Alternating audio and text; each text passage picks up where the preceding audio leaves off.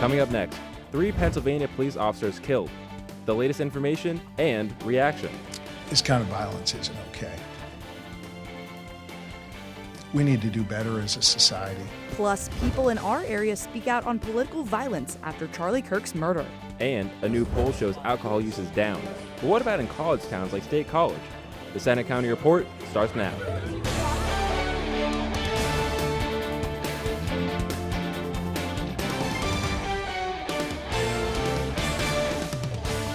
Good afternoon, I'm Alec Brown. And I'm Emma Goldkoff. Thanks for joining us for the Center County Report. Our top story, the ongoing investigation after 5 police officers were gunned down in York County. A solemn procession Wednesday night honored the 3 officers killed and 2 injured. A prosecutor says a suspected stalker hid at his ex-girlfriend's house and ambushed police who came to arrest him. The suspect is 24-year-old Matthew Ruth, who's accused of opening fire as soon as officers opened the door. Police shot and killed him at the scene. The governor paid tribute to the officers. Grieve for the loss of life, for 3 precious souls who served this county, served this Commonwealth, and served this country. This kind of violence isn't okay. It was one of the state's deadliest days for Pennsylvania law enforcement in years. In 2009, 3 officers were ambushed by a domestic violence suspect. Now the latest in the Charlie Kirk murder case and aftermath. Kirk's memorial service is set for Sunday, with President Trump scheduled to attend. Reporter Morgan Supis is in our studio with more details and reaction in our area. Morgan? Alec, Charlie Kirk was gunned down last week while holding an event very much like the one he held here at Penn State 1 year ago this week. People we talked with say now, after so much political violence, it's time for unity. After Charlie Kirk's stunning murder at this Utah college, the war of words has intensified around the country. Political bickering on social media, threats, firings, and anger. But at Penn State University, we found some calls for unity. No matter what your beliefs are, a human life was lost, and that's what you should focus on. Kirk was an outspoken conservative activist and co-founder of Turning Point USA. After the shooting, video showed a person jumping off a nearby rooftop. 2 days later, police arrested 22-year-old suspect Tyler Robinson. He made his first court appearance Tuesday, and prosecutors say they'll seek the death penalty. Authorities say in a text conversation between Robinson and his roommate that he admitted to the murder, explaining he had enough of Kirk's hatred. Penn State Republicans held a vigil for Kirk, where people gathered at Old Main to honor his memory. Kirk's official memorial is planned for this weekend in Arizona. With political violence becoming more common, Pennsylvania Governor Josh Shapiro says now is a chance to unify the country. We need to help the people who think that picking up a gun, picking up a weapon is the answer to resolving disputes. People we spoke with in State College agree. I think it's important that we come together and realize how much we have in common instead of the things that divide us. Kathy Cox is a member at the League of Women Voters. She says we need to start focusing on positive change. Political violence of any kind, no matter who it's against, has no place in America. Others say political violence is pointless. You know, I was against everything Charlie Kirk was kind of for, but you're going to make 3 more Charlie Kirks by killing Charlie Kirk. Instead, Logan Page says we need to focus on finding middle ground. You may think, you hate this person because of what he believes and all that, but you might have a lot more in common than what you think. Charlie Kirk's memorial service will take place this Sunday at State Farm Stadium in Arizona. I'm Morgan Supis reporting. Alec, back to you. Thanks, Morgan. It's more than 5 months since the arson fire at Governor Josh Shapiro's home in Harrisburg.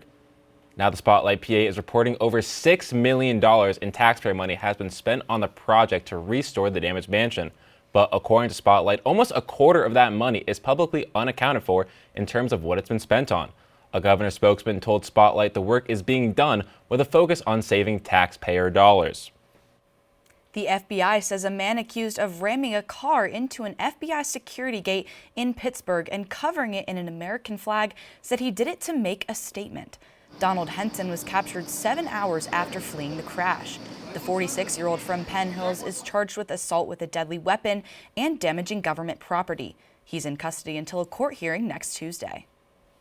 And a formal announcement is expected today on a plan to shut down Rockview Prison near Bellefonte and the Quahana Boot Camp in Clearfield County. The state says the closures of both facilities would save up to $100 million. The governor's administration issued a final recommendation this week to close them. Local lawmakers and others say the move would hurt prison employees, their families, and the local economy. A recent national survey shows fewer Americans are drinking alcohol as part of a growing belief that even moderate alcohol consumption is a health risk. Reporter Michael Landis has a story. A pint of beer, a seltzer, a glass of wine. For many Americans, drinking alcohol is a big part of their everyday lives.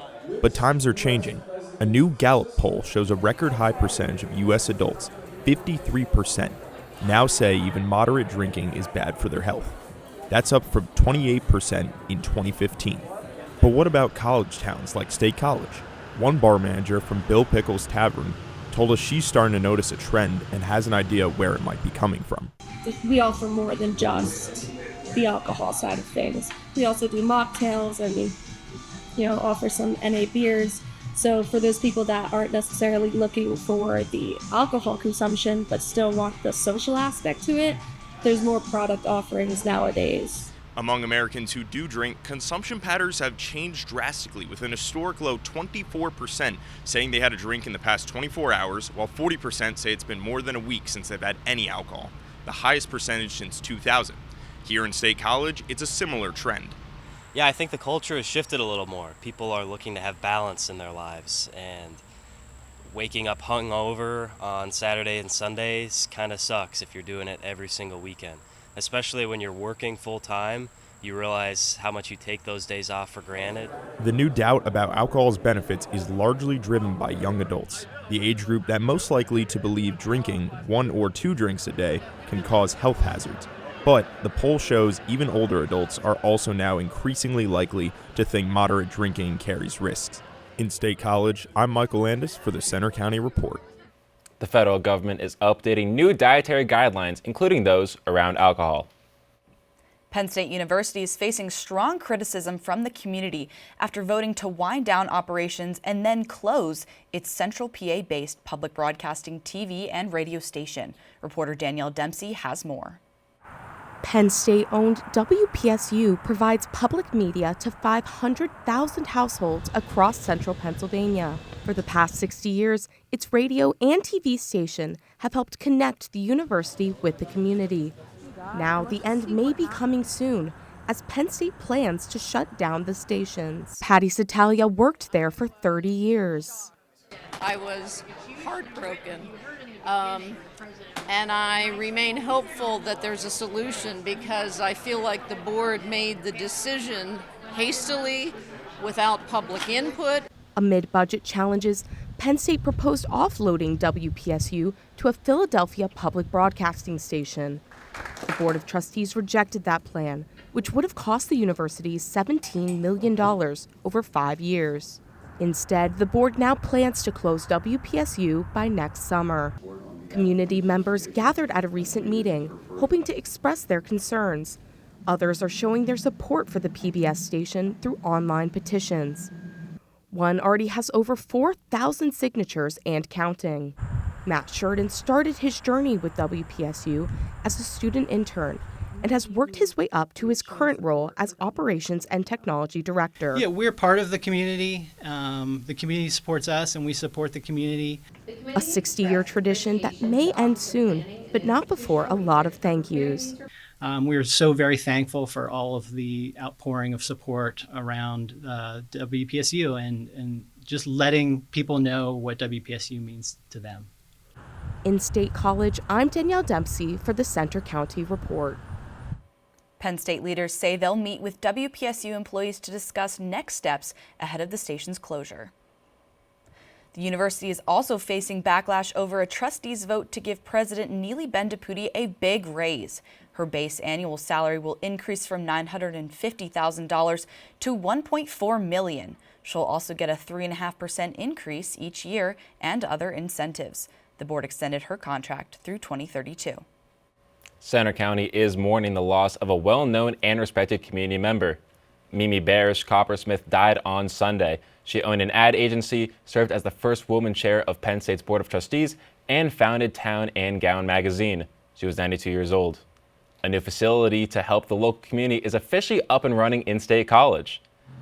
Center Helps has been a part of the county for more than 50 years, helping those in crisis situations. The organization is celebrating the opening of its new headquarters at former fraternity house on Pew Street. The new location provides more space for staff and services. Still to come on the Center County Report, will this stretch of sunny weather continue? We check the weekend forecast next. And what's in the new controversy over a popular social media app. Also coming up, we'll take you out to the farm for a look at a fun annual Center County tradition. That's after the break.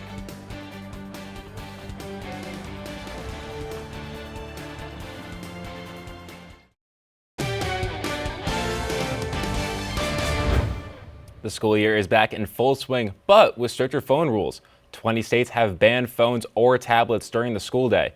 There's no outright ban in Pennsylvania, but many schools are joining in on stricter policies requiring students to check their phones in the front of the classroom at the start of each period. And TikTok lives to see another day. A deal reached between the Trump administration and China to keep TikTok operating in the U.S. President Trump is expected to talk with China's leader today to finalize the deal. The U.S.-backed buyer is expected to be led by Oracle's Larry Ellison. Fall is here, even though it's felt more like summer lately. And last night, an annual fall tradition brought the community together in State College. Reporter Anna LaCastro has the story. On the north side of Penn State's campus, the Ross Student Farm drew a crowd on Thursday for their annual Harvest Festival. The farm has been hosting this event for 10 years, and a lot has changed since they first started. Yeah, so this year is our 10th annual Harvest Fest, so it's a really big deal celebrating how far the farm has come and how far this event has come. It was really small, but now we're expecting over 2,000 people to be here today. So it's just that atmosphere, you can definitely feel it. The festival welcomed all campus and community members and featured a wide variety of activities, including flower picking, arts and crafts, and even a petting zoo. The Student Farm has done an incredible job at putting together this Harvest Festival year after year, and they're not the only organization here.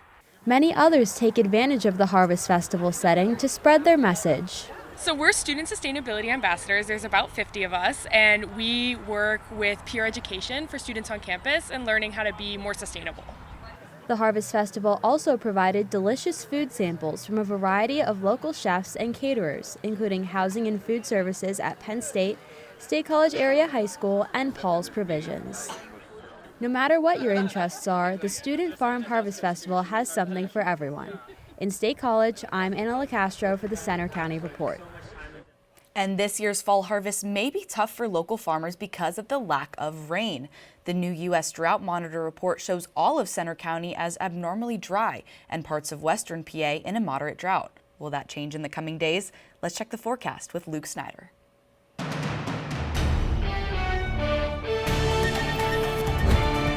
Thank you so much, Emma. That is true. We've been seeing quite the dry spell here in Center County, and we're going to see that dry conditions persist for just a few days longer. Starting with our live look over here at Beaver Stadium, you can see not many clouds in the sky as of right now. We have that high pressure making its way through much of the northeastern United States right now. Temperatures a few degrees above average for right now at 77 degrees with a feels like of 79. So definitely going to be feeling on that warmer side, especially as we approach the end of September. Dew point sitting comfortably at around 57 degrees with those winds coming in only at a few miles per hour as of right now. Looking at our radar and satellite recap from this morning, a few sprinkles over here in the western portion of Pennsylvania. But as we expand out, we can see not much activity here in Pennsylvania, but this low pressure system over here into the plains and the Midwest will be our next big rain system making its way through later on next week. Temperatures for right now, again, sitting pretty comfortably in the 70s. Our hottest area is going to be over here in the southeastern region with Harrisburg and Philadelphia, creeping in up into 84 degrees right there in Philly. At the future radar, we can see temperatures are going to continue to climb throughout much of the day. We see a few sprinkles over here in the Pittsburgh metro region and Ohio, but as we continue through overnight, we have this massive cold front swiping its way down through from the north, bringing in a lot of that cooler Arctic air, causing temperatures to dip well into the 40s, potentially even upper 30s here in the northeastern portion of the state. So definitely going to be a bit of a cooler night as we head into our weekend. But looking at Saturday evening, that's our first chance and our first real taste of that big system making its way on through. So I'm going to walk you through the upper air heights right now. This is a low pressure system that we're going to be monitoring. That's where it's located as of this evening. It's going to continue sliding its way on through over the Great Lakes region, putting us perfectly in that pocket of that warm sector that's going to be leading into some of those more rainy conditions. So continuing through, again, Sunday we see some of those showers make their way through. Monday they continue over in the western area of Pennsylvania, break up a little bit over the Appalachians, but Tuesday is going to be that real washout washout of the day as we take a look into our forecast ahead. And those eventually do begin to dissipate as we move into Wednesday. But for the rest of the day, high of 80 degrees with those partly cloudy skies, some light winds coming in from the north as well. And later on this evening, we see those conditions again, very cool and crisp conditions at 41 degrees, winds calming down ever so slightly yet again. Tomorrow, high of 77, a bit chillier compared to what we've seen in the past few days, but still above average for this time of year. Clear skies, again, continuing to persist. And then for your 7-day forecast, again, you can see those chance of showers really begin to make their way into the area late into the weekend and continuing into the work week rather, eventually as well. But they eventually do begin to make their way out of the area as we continue into midweek. Absolutely. It's been absolutely gorgeous these past couple weeks. A great end to the summer season, but of course, the showers are coming right as the whiteout game next weekend. Absolutely, so yeah. Hopefully the rain will stay away Fingers long crossed enough for whiteout. for the game. Yes. Absolutely. Yeah, if there's no rain on whiteout, then it'll be an incredible day for just everyone involved. Oh, absolutely. Now over to Amanda Vogue with sports. Coming up next in sports, national champion Penn State women's volleyball faces some challenges right now after its big match against in-state rival Pitt. And Penn State football is trying to make good use of its bye week ahead of the biggest game of the year so far, the whiteout against Oregon.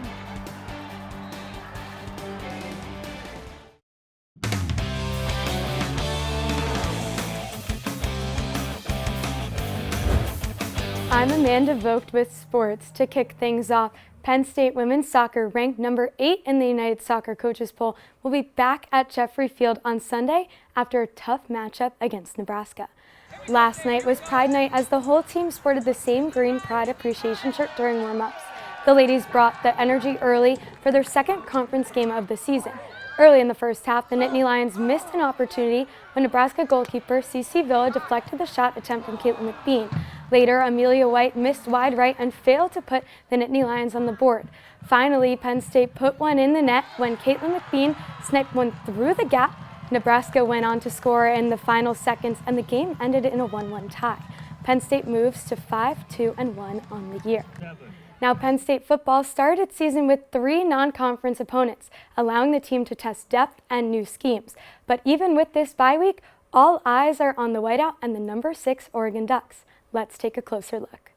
While Penn State football has an unbeaten 3-0 record, there's plenty to clean up during the bye week. Jim Knowles, the Nittany Lions' new defensive coordinator, brought a scheme that players have called tricky. But after 3 games of testing, the defense is starting to play faster with more confidence, although there are still tweaks to be made. Our areas of improvement really need to come in 3rd and 4th down. I don't think we've done well enough in those areas. Offensively, Penn State has struggled to convert 3rd downs and ranks 82nd in the country.